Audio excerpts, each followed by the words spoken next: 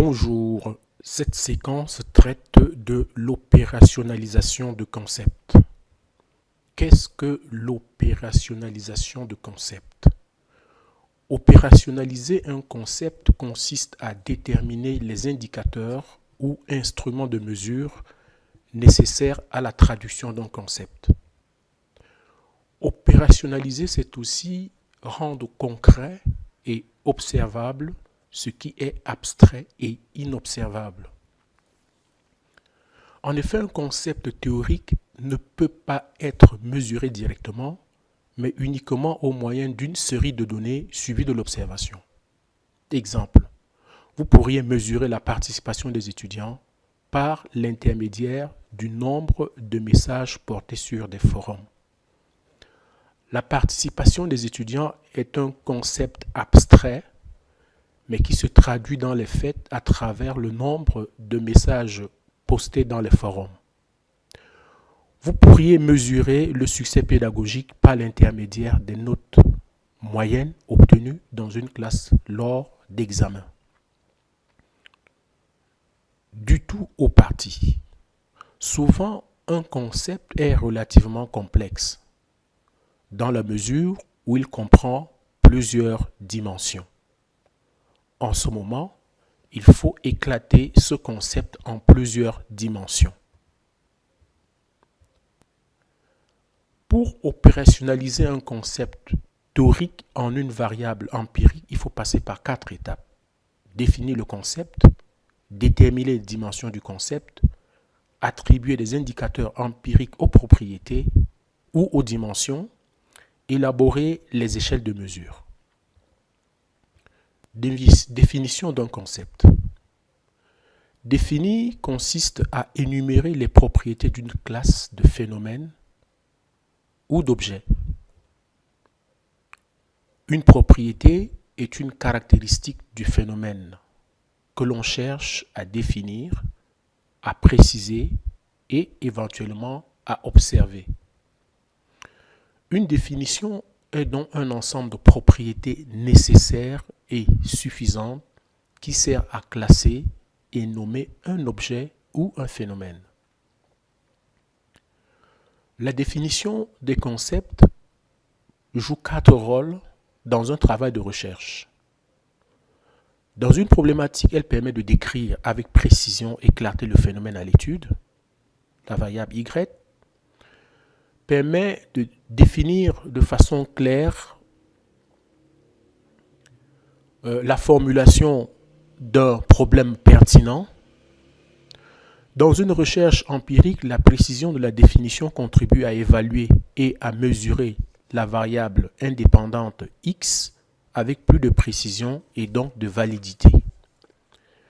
Finalement, la définition des concepts est un élément indispensable des théories, lesquelles permettent d'expliquer les phénomènes qui intéressent le chercheur.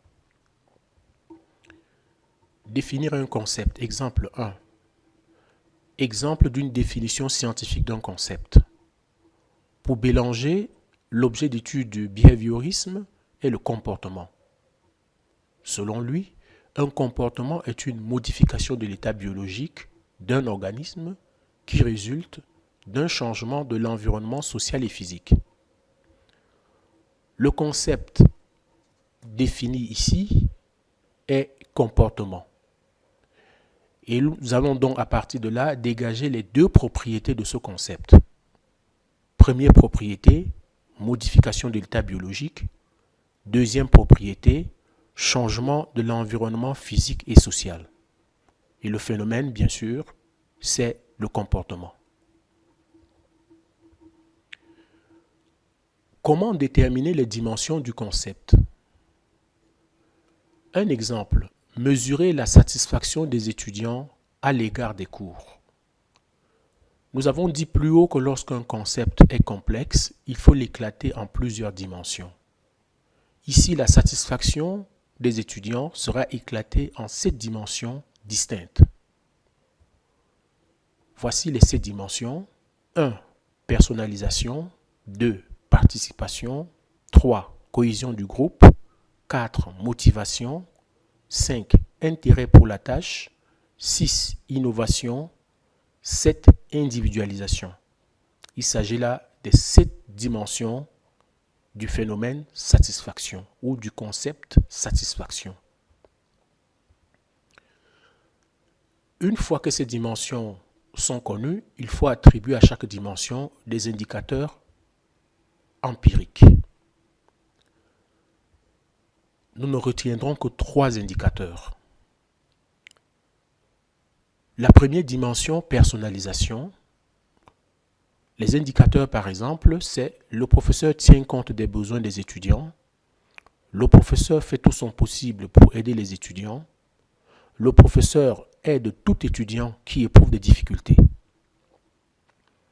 Participation, deuxième dimension, indicateur. Je fais un effort pour bien travailler dans ce cours.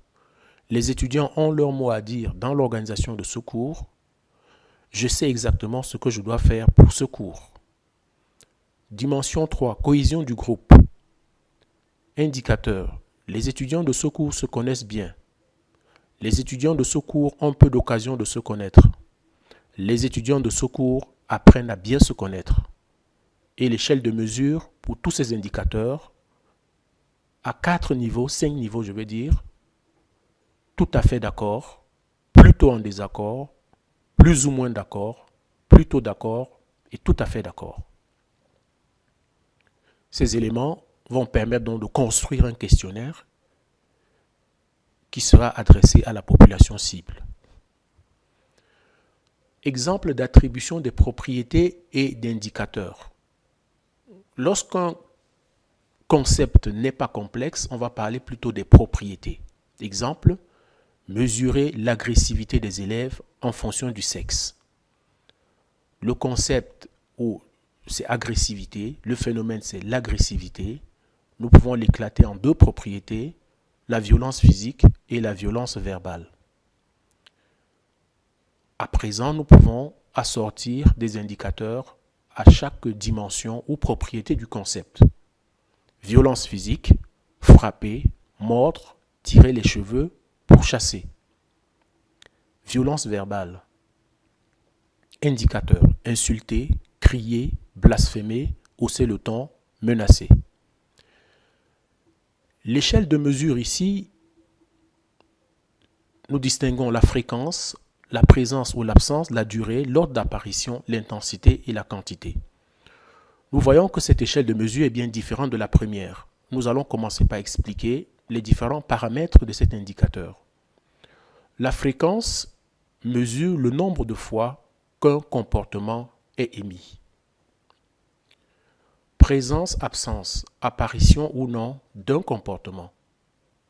Latence, nous n'en avons pas parlé, mais il peut faire partie de ces différents paramètres.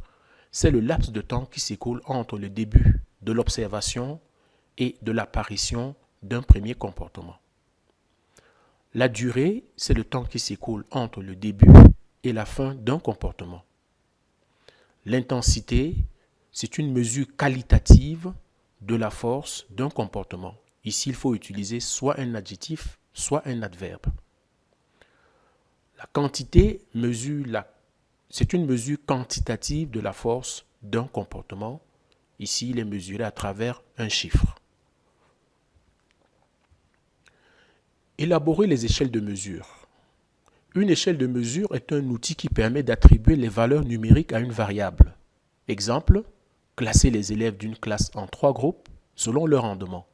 Là, il y aura un classement qui va se faire en 3, les forts, les moyens et les faibles. Deuxième exemple, mesurer à quel point les parents sont en désaccord ou d'accord sur l'instauration des cours de remise à niveau dans un établissement scolaire. Nous avons 5 niveaux, 5 groupes fortement en désaccord, plutôt en désaccord, incertaine ou incertain, plutôt d'accord et fortement d'accord. Il existe plusieurs sortes d'échelles et ces échelles sont généralement bien classifiées. En définitive, au terme de cette activité, nous pouvons dire qu'opérationnaliser les concepts consiste à rendre concret et observable ce qui est abstrait et inobservable. Pour Pour transformer un concept théorique en une variable empirique, il faut passer par les étapes suivantes. Définir le concept, déterminer les dimensions du concept, attribuer des indicateurs empiriques à ces dimensions ou propriétés, élaborer les échelles de mesure. Le graphique suivant nous permet de comprendre les différentes phases de l'opérationnalisation. Après le concept, il faut l'éclater en propriétés ou dimensions. Et pour passer à la variable, il faut soit classer, soit ordonner, soit mesurer, soit compter. À bientôt pour une autre séquence.